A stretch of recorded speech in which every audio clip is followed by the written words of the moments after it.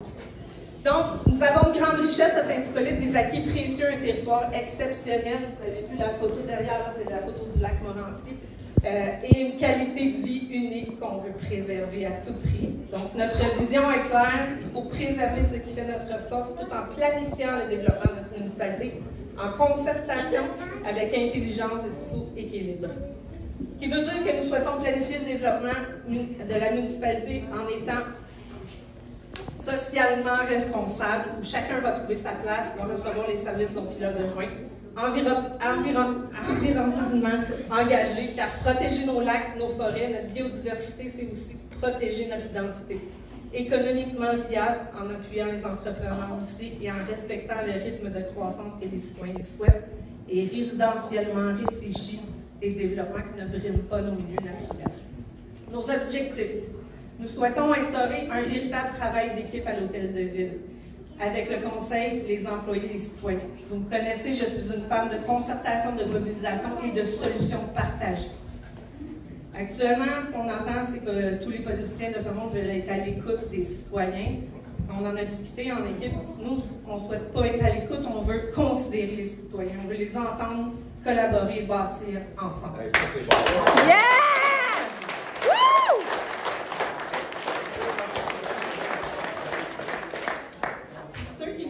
J'adore animer des assemblées.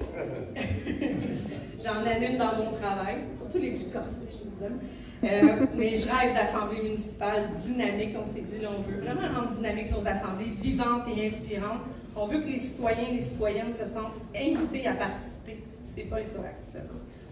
Où l'on comprend ce qui se passe, où l'on peut poser des questions, proposer des idées, voir des projets naître et se réaliser.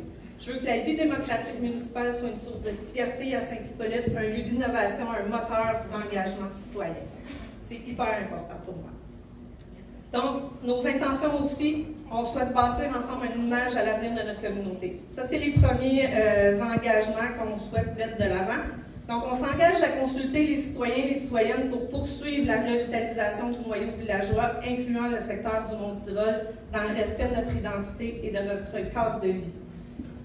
On souhaite aussi se pencher spécialement sur les enjeux de mobilité et de sécurité pour que chaque déplacement à Saint-Hippolyte, soit à pied, à vélo, en voiture, se fasse en toute fluidité et sécurité.